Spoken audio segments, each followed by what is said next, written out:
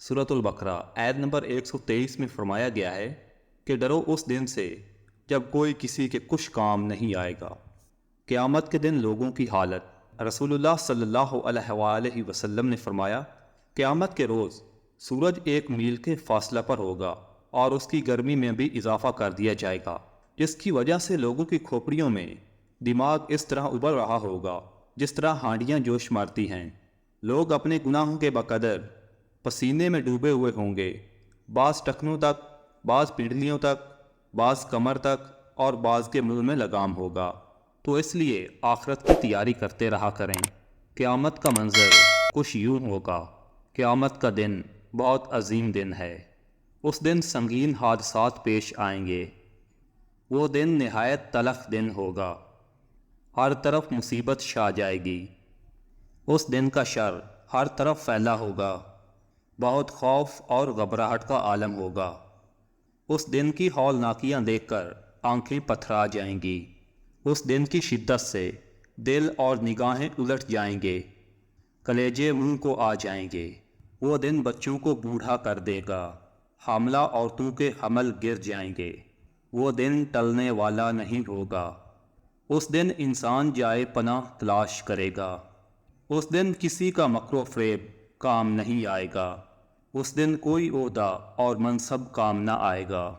اس دن کوئی رشتہ کام نہ آئے گا۔ اس دن دنیا کی ہر چیز فنا ہو جائے گی۔ آسمان لرزے گا، آسمان پھٹ جائے گا، آسمان دروازے دروازے ہو جائے گا، آسمان پھٹ کر سرخ چمڑے کی طرح گلابی ہو جائے گا، آسمان کی کھال اتار دی جائے گی، آسمان پگھلے ہوئے تانبے کی طرح ہو جائے گا، سورج لپیٹ دیا جائے گا، چاند گہنا جائے گا، سورج اور چاند ملا دیے جائیں گے، ستارے بے نور ہو کر بکھر جائیں گے، زمین زور سے ہلائی جائے گی، زمین اور پہاڑ لرزنے لگیں گے، زمین اور پہاڑوں کو ایک ہی چوٹ سے ریزہ ریزہ کر دیا جائے گا، زمین اپنے اندر کا سب کچھ باہر نکال پھینکے گی، زمین کسی اور زمین سے تبدیل کر دی جائے گی، زمین پھیلا کر برابر کر دی جائے گی، پہاڑ ڈھنکی ہوئی رنگین اون کی طرح ہو جائیں گے، پہاڑ غبار بنا دیے جائیں گے، سمندر بھڑک اٹھیں گے، سمندر پھاڑ دیے جائیں گے۔ اس دن سور پھونکا جائے گا، سور کی آواز ایک ہولناک چیخ کی طرح ہوگی۔ اس کی آواز سے زمین و آسمان میں موجود تمام مخلوق گھبرا جائے گی۔ سور کی آواز کانوں کو بہرا کر دے گی۔ سور کی آواز کی شدت سے زمین و آسمان کی ہر چیز بے ہوش ہو کر گر پڑے گی۔ جب پہلا سور پھونکا جائے گا تو ہر چیز ختم ہو جائے گی، بس اللہ کی ذات باقی رہے گی۔ دوسرا سور لوگوں کو جمع کرنے کے لیے پھونکا جائے گا۔ ایک ہی ڈانٹ سے سب کو اٹھایا جائے گا۔ سب لوگ قبروں سے اٹھ کھڑے ہوں گے۔